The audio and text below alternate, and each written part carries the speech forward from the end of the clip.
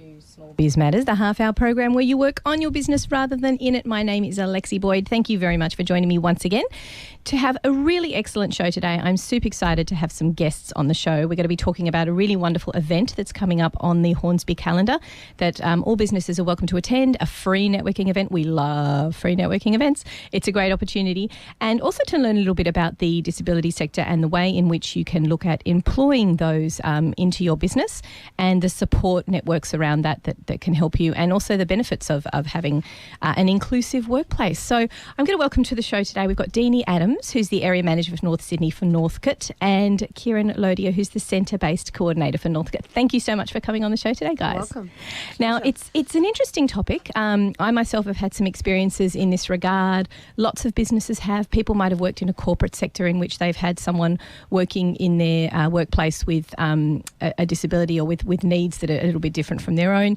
And it's quite a vast opportunity for people out there. It's about educating businesses and making sure that the links can be set up between businesses and yourselves.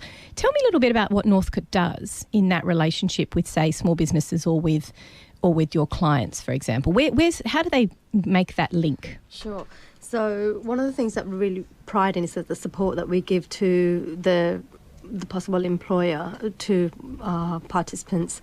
So we'll get a good match first, find out what the participant wants to do, what their hobbies are, and then we'll find the appropriate employer. And once we've got a good match, then we'll make sure that we've given all the information that they need about the young person that they're about to employ or give work experience to, and work with all the nitty-gritty that comes with employing someone who needs that little bit extra support. So how best to probably give instructions, what are the best times, what kind of feedback to kind of expect from the young person. Like sometimes you might need to interpret something that they're saying to you or asking for, and really how to get that relationship on a really good basis. So that is a really good working relationship. So as much support as they need, we're happy to provide. So between us and employment support.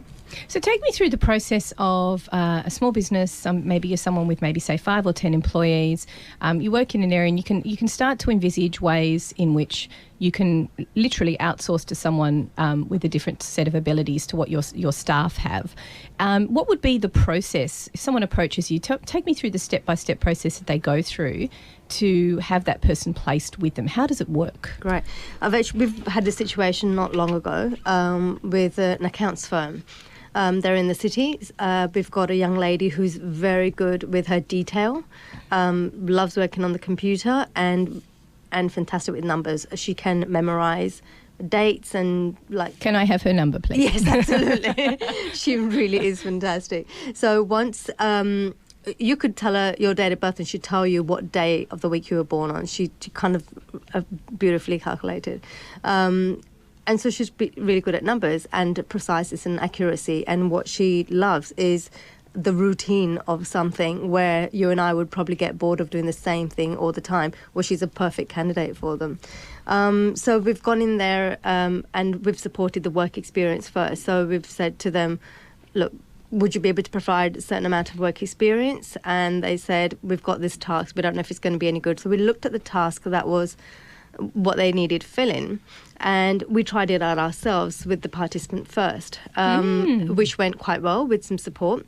Then we took her into the workplace, and a staff member went in and learnt the task first and then taught it to the young lady. So you're placed as an intermediary between you actually become the sort of the professor, if you will. That's right. The expectation is not with the firm to then train this person, because it's a unique set of training that's needed. It is, and it is individual to each participant as well. So there is going to be some people who actually don't need us to be there at all. Mm-hmm. Really, what they need more is understanding towards, say, anxiety or something like that, where this particular person actually we needed to make sure that they got the task, because once she gets the task, she's like, bam, bam, bam. That's it. It's in, yeah. It's engraved, and she just gets on with it.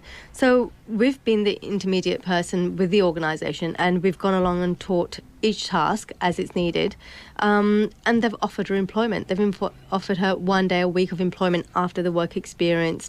In fact, we were still in the process of work experience, and they've kind of said, actually, you know what, this is good. You know, we need someone to take all that off us because it relieves us of, you know, all that nitty-gritty that we don't have time for. And what typically would be the time frame that someone would be in there for just purely work experience before they would be employed? I mean, I think that's where the big question mark is for small business. How long is it going to take to train them? Is it longer than somebody else? And what is that time frame that I need to be considering work experience? And if I choose not to bring them on, what happens then? You know, how negative is that, or are there any side effects to that, for want of a better word? I think that at Northcote we try and use work experience in a number of ways. So we use it in 3 ways. So initially we use it for young people to actually get a sense of what they'd like to do. Mm-hmm. And that could be very short, sharp work experience, so up to, say, 2 weeks. Mm-hmm. We then use it to gain some of those soft skills that are so valuable to employers. And that can last anything up to, say, 3 months. And bearing in mind that they may not go in 5 days a week, they may go in 1 or 2 or 3 days, usually. And then we also use it as a try before you buy. So an employer might come to us and say, look, we need a particular young person to perhaps do data entry or something like that. And we might say, look, we've got a fantastic young person. Why don't you give them an opportunity, see how they go in your organisation, and then we can start supporting them if you decide to take them on. I see. So the process, it's actually threefold. It could be that they're just doing a quick little work experience to get a feel for different types of workplaces. Absolutely. So they themselves are trying to work out, given the skills that I have, where do I need to position myself as you know, an employee, and start looking for work in that sector or with that set of skills. So they need that's practice, don't they? Absolutely. You keep mentioning that it's young people. Do you find that that's predominantly where the need is for organisations such as Northcote, or is it starting to stretch out into older and more experienced Australians who might be experiencing difficulties that mean that they can't immediately go back to the work that they were in and they need to go to a different type of work? How does fluctuations, I'm always fascinated by this sort of thing, how do fluctuations in society get reflected in this industry? Absolutely, and I think the reason I've mentioned young people is Kieran predominantly works with a vocational skills program, which is for youth, but we also have a disability employment service, which is our DARES program, which isn't predominantly young people, that's people of all ages. So with the young people, obviously, I think one of the reasons we use a lot of work experience is for them to get some of that valuable work experience and a reference. But to be honest, like you mentioned, we also use it for our older people going back into a different industry after an injury or something like that, just to find out what some of, you know, where some of their transferable skills may lie.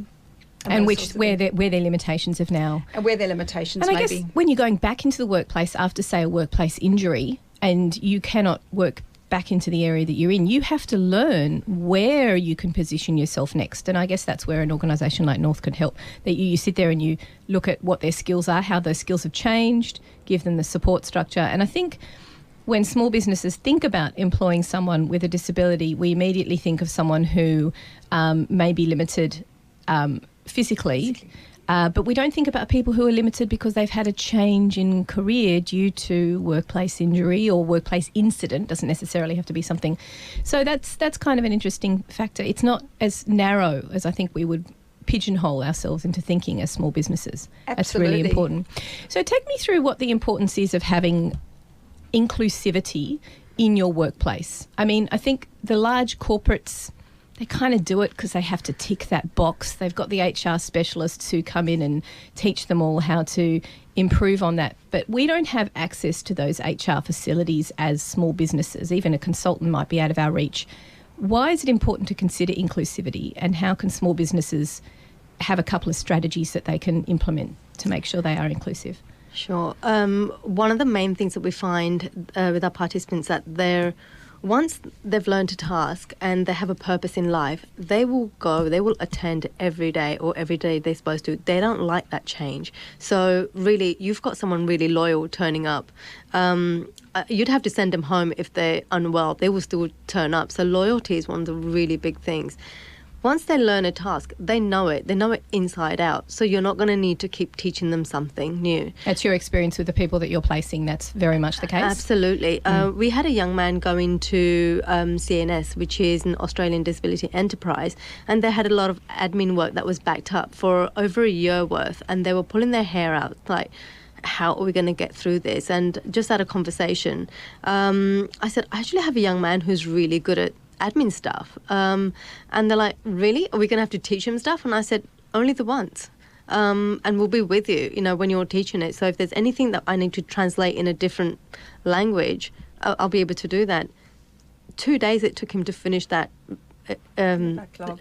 backlog of like over a year's worth. So are you listening to that, people? Those of you who've got an admin backlog, wouldn't you like to get that over and done within 48 hours? That would be awesome. I know a lot of you out there are thinking, BASs and receipts and inputting data for my bookkeeping. It's not something we enjoy doing. But you're telling there's people out there who really relish the idea of getting this done and see it as a real achievement to get these things completed. Yeah. And that, like, as a business, like when you have someone, say for instance you've got a coffee shop and you've got someone with a disability working in there, you come across to your local community as being someone really inclusive, and that's what Northcote thrives for. We thrive towards making our society inclusive. That's what reality of life is. And you're considered as someone actually who supports the community. And I know myself, I would definitely walk into a coffee shop and actually spend the time there if I know that someone who's actually been supported in the community than somewhere else where it isn't, if I had, the choice between the two. So the Northcote's values are really to get many people as possible and with disability into employment and to live a fulfilled life. So there's a lot of benefits towards having a person with a disability in your business. We're just going to take a short break now and go to a community service announcement. When we come back, we're going to talk a little bit more about inclusivity and making your workplace inclusive. You're here on Small Biz Matters, the half-hour program where you work on your business rather than in it. This is Triple H on 100.1 FM. And welcome back to Triple H on 100.1 FM. You are listening to Small Biz Matters here on Triple H. Thanks very much for joining me today. Today we have got a couple of lovely employees who are talking all about employment with those with a disability. We've got Deanie Adams and Kieran Lodia from Northcote. Now, just before the break, we were talking a little bit about the importance of having a good community, where you tick the community awareness box, don't you? And I think a lot of people would say, look, that's why I want to get into this, but there's a lot more benefits than just ticking that box. What would be the other benefits and potential positives for having an inclusive workplace, in your opinion, guys? Look, I think in today's society, it's very much a global society now, and we really need to truly reflect the community we actually live in. And I think having people not just with a disability, but from a range of diverse people in an organisation is so important today. People with a disability shop, they purchase food, they purchase insurance, and so it's very, very important for businesses to really understand and to make them more aware of what these customers actually need. I think, Kieran, you mentioned something before about a coffee shop with a flickering light, and she was actually saying as soon as we walked in, it really affected some of our people with a disability because of the light and how they reacted to it. And if they'd actually had someone in there, they could have quite easily have said, look, that light's really affecting some people. So it helps you connect with your own client base. Absolutely. And it broadens your client base to include those with a disability. And we have to keep reminding ourselves we're not talking about people here with a physical limitation, because what are the stats? It's 1 in 5 people have experienced mental illness at some point in their lives. We have it's becoming more and more openly spoken about, and those are people also with a particular form of disability, and that's probably what you're talking about when you're saying the flickering light, the cafe. Absolutely. If you're experiencing some sort of anxiety on a daily basis, you're not going to go to a cafe that's got that sort of that landscape in which you're going to exist. You want to be comfortable, and I think if you hire someone that's got any sort of a disability, you've got to be more conscious of that, aren't you? And you've got to be more conscious for your clients. Absolutely, but it goes beyond that. It's even in supermarkets where you need things placed at a particular eye length for people in a wheelchair, and even just having the space to move around if you are in a wheelchair. Those things are really important. So I really think that organisations need to become more aware of what some of those people's needs are. And what a great way, but they're just by throwing yourselves in the deep end by bringing someone into your workplace like that. I'm thinking of an accountant that I know of who there is absolutely no way that anybody with can't walk through a 1 foot space would be able to get from one area to another, because it's just so clogged up with paper and filing cabinets and there's stuff everywhere. It would literally be ripping the Band-Aid off if he had to have someone in there with a wheelchair, because that person wouldn't be able to get around. He's limiting his client base because those people wouldn't be able to come to the office either. Absolutely. That's right. Yeah. And we find this again and again where actually our participants are going into a workplace and saying, hey, that's not going to work for so-and-so customer coming in. Or if someone like me came in, well, you wouldn't be able to have them because they can't get up here, or they won't be able to cope with the light or the sounds and so on. So they have a really, really important part to play in the growth of a business. And you can knock off 1 in 5 potential clients. Absolutely. Just by not catering to that industry. That's exactly right. So it's important in terms of broadening your client base, making yourself accessible to everyone, learning from the inside out what it is that those clients need in terms of a landscaping. And it's also important for you as the face of yourself as a community. If we look at Hornsby, for example, I mean, this is, I would consider to be an incredibly inclusive community, because we have people of such varying socioeconomic, values, or not values, but socioeconomic classes, one of a better word, and also a variety of people with, a variety of disabilities. We've got the mental health ward right near us for the Hornsby Hospital, very important, fantastic part of the community. And I think we are more accepting, I want to say. I mean, I grew up in Bondi, and if you're not beautiful, you can't walk down the street. But I find it, I find it very interesting. I love working here and being here because of that inclusivity. Do you find that as well, Kieran, working around here? Look, halfway, I have to say. Please, brutally honest. Please, brutally honesty. It is difficult. We do find that a lot of businesses are like, well, actually, I can see a lot of complication in this and I don't want to go there. So there are a lot of stigma towards people with a disability. Instantly they kind of think this is going to be too much hard work. Too hard. And they're not going to look into it. I mean, for example, we've got it like an event that we talked about earlier was we successfully achieved Club Grant to hold an event for businesses to come together and network. And tell us a little bit about that event, actually, Kieran. Sure. So this event was funded by Club Grant, which we're really lucky to get the funding for, which is going to be held on the 24th of May at the Magpies in Waitara. Now, before this particular date, we had a date last month, 27th of April, and we went all out for 3 months. We pitched it in lots of different places, and we only had 4 companies out of nearly 300 invites be sent out. And these were the companies that actually our participants kind of said, these are the possible places I would like to work at. And we only had 4 take that on board to actually, and we weren't expecting anything from these companies except for, come and listen to, what we've got to say. Come and meet some of our participants. Come and learn about disability. Come and have a free networking night. Free networking night. And we kind of said, bring anybody else in your contact list. Bring a friend. Find about, disability, what it's like. Really to find out if it is difficult as you think it is. Come and ask us some questions. Come and meet some people who are actually looking for employment. And so there was, apart from that, and bring your business card, was no other obligation. Free food and drink as well. So that was really disappointing. We had to postpone the event to a new date. So do I find it inclusive?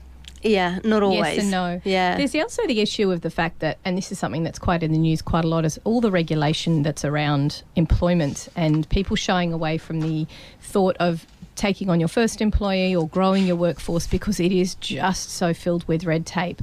So to allay their fears, do you also help with the process of hiring an employee. So I guess if you take on someone and you haven't got a lot of experience in HR, who does as a small business owner, and you take on and you go through this process with someone like Northcote, then you're learning about the process of him hiring someone. So through hiring someone the first time in this supported way, you yourself are actually learning about the process of hiring someone. So do you help with that, those intricacies of hiring, the processes, the documentation, the what you have to do as an employer, what they have to do, and all those things? Is there support there as well for the employer?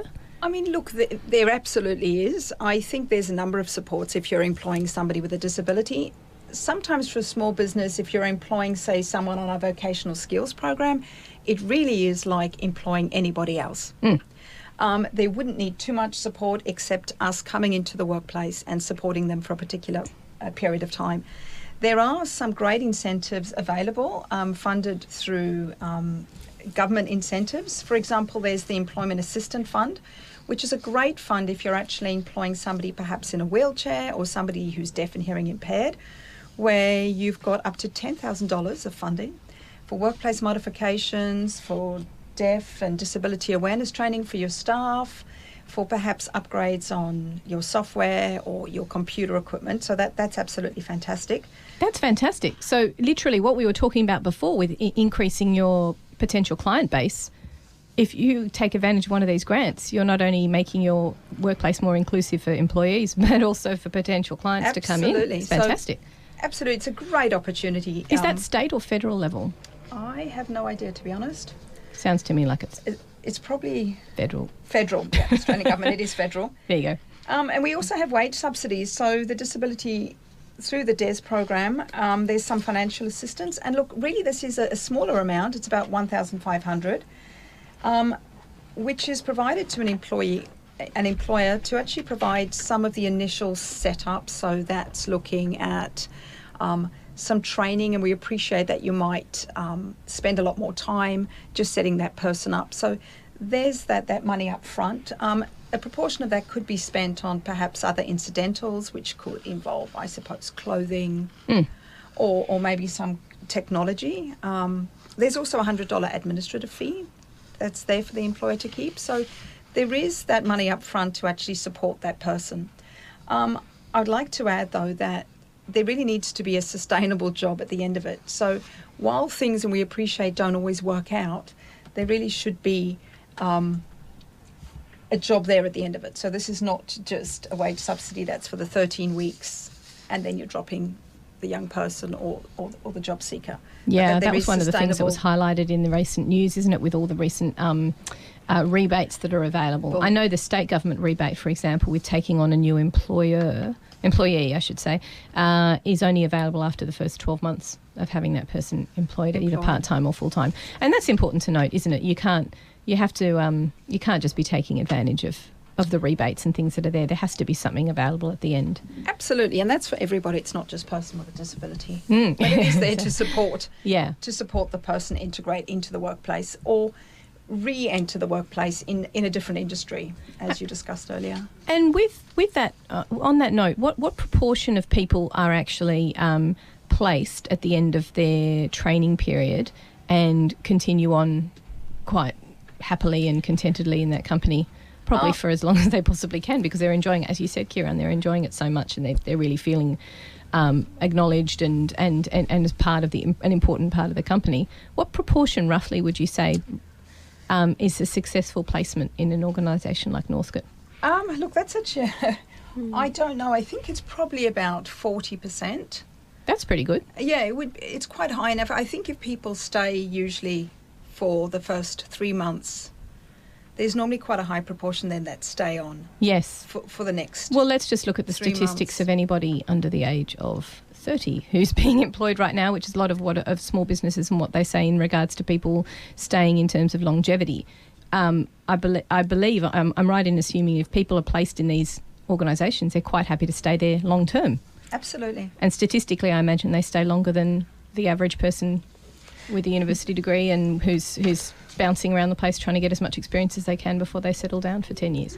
That's right. Yeah. For most of the young people that we place, having something steady, continuing is really important. So they're not going to be looking at constantly changing to a new employer or progressing in some ways. If they are ready to progress, they're more likely to progress in the same employer. There's a disability enterprise here in Hornsby who actually have had their supported employers.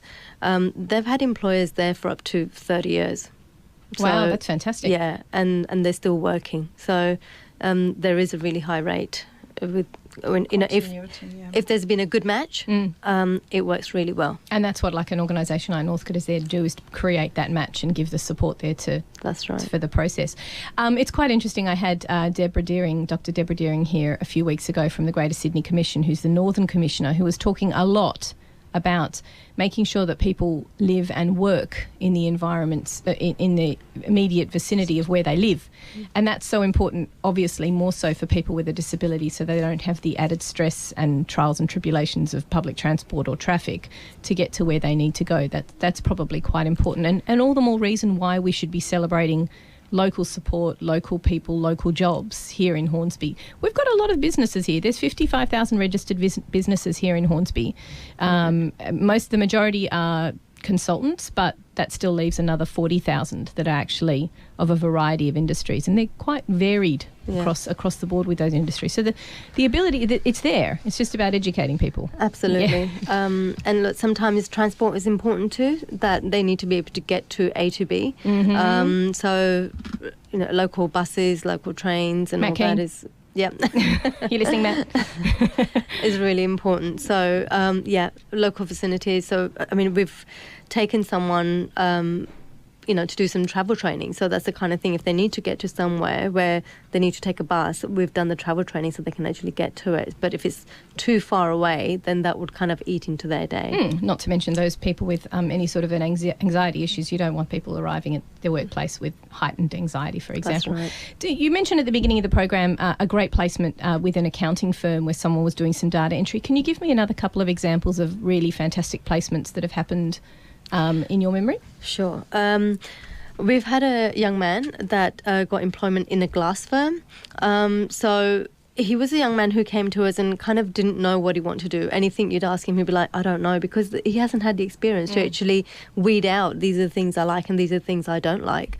And so we went through the process of, saying, well, in that case, what are your hobbies? And it was very limited with some of our young people. They like playing computer games. So it was, let's get you onto some work experience placements. And then when we're talking to these companies, we're actually quite open about, well, actually the reason he's with you is because we're finding out whether this is something that he's going to be able to enjoy or be able to do. In the process of this, we came across a glass firm and they were like, well, we don't know what he's going to be able to do. So we looked around and found that actually they do need help. He's going to be a great person for assisting their craftsmen with putting in windows, or, once the glass has been cut, he's going to be able to help them putting it onto their van, moving it around and stuff, because he was very good, gentle. He was a very delicate, gentle person, so he wasn't going to be boisterous, someone who's going around knocking around glass. It was a perfect match. He got employed full time. Oh, that's fantastic. Yeah, and we only went there for work experience originally. Yeah. We had another young man that went into a supermarket. So, he went in there because we wanted to work on small tasks for him. And they had a nut bar, fruit and nut bar, and they kind of said, this takes a lot of our time. And someone who doesn't mind just doing this for half a day or a few hours would be ideal. So that kind of worked well as well. And the ADE, the Australian Disability Enterprise, we had a young lady who was brilliant when she's focusing on something, but couldn't cope with the environment when she's not in a task. And she, beautiful young lady, and then we put her into a situation where she was putting motherboards together, for computer motherboards, and I can't really do that. tiny pieces, and you have to be really precise with this. And she was fantastic. She did, out of all the employers, she was the fastest one there. She did her job and got out, and it was like, well, I don't need to hang around. I've done everything I needed to. Mm-hmm. So for them, it was a really good match. So you're talking about people who are ultra focused. Yeah. very good at a specific task. It's just about finding out where that specific tasks can sit. So those of you who are listening out there, it's not necessarily you thinking about the rigmarole and the difficulty and the process of hiring someone. This is where a firm like Northcote can help. So all they need to do is they get in touch with you and they say, look, I'm open to this. I'm happy to think about it. I just need the support and the help with placing someone if you can find the right person. It sounds to me like you've got a lot of clients who are ready, willing and able, and you've worked out what their fascinations and their interests are and what they would like to do. It's just about matching those to the right business. Absolutely, yeah. Could I say that we'd love employers to come along to our employer evening, because one of the things that our young people have been doing, and in fact all our job seekers, not just the young people, they've been preparing for this evening. It was a great opportunity for them to showcase some of their skills. So a lot of them have actually prepared a small presentation for employers. Right. To demystify, really get an understanding. To get an understanding of what these people can actually do. And I think having to postpone the initial one was so heartbreaking for them, yes, because they were so prepared, they were so ready. And what we would love from employers, even if you don't have a job right now, is just to offer some work experience, and it need not be long. No. A week, 2 weeks. Just much like you would someone who's in year 9 or year 10. Absolutely. Yeah. And just give them an opportunity to showcase some of their skills and show them what they can do. Because we know employers out there are looking for workers. We hear it all the time from employers, and we just want employers to come on board and say, yep, I'll give it a go. Yeah. To be, community spirited, community minded.